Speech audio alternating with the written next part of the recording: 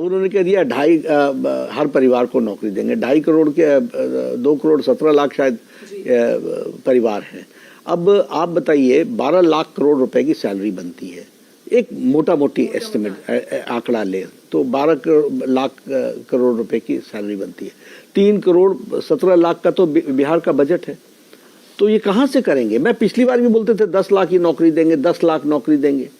इनको मालूम नहीं है नौकरी देने का सिलसिला क्या होता है। हम बरौनी में कोई प्लांट लगाते हैं, हम कोई इंडस्ट्रियलाइजेशन करते हैं, हम all India institute of medical sciences बनाते हैं।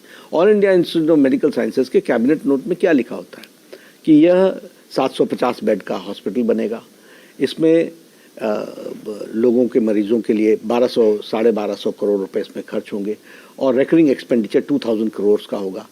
कैबिनेट नोट के नीचे क्या लिखा रहता है? This will provide 5000 direct and indirect employment.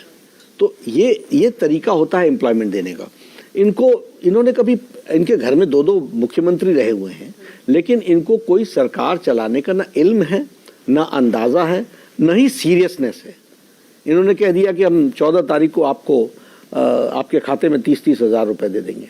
एक तो इनको साफ दिख गया है कि चुनाव हार रहे हैं, इसलिए डेस्परेट होकर के चुनाव के अंतिम काल में इन्होंने ये कहा और 14 तारीख को देंगे।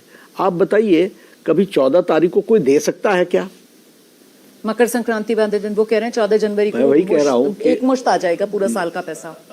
कोई लीडर चुना जाता है, घोषणा होती है, उसके बाद कोई कैबिनेट बनती है, कैबिनेट तो ये 14 तारीख कैसे बोलते हैं? तो ये मूर्ख बना रहे हैं बिहार के लोगों को। मैं मूर्ख शब्द नहीं बोलूंगा, लेकिन उनको गुमराह करने का प्रयास कर रहे हैं।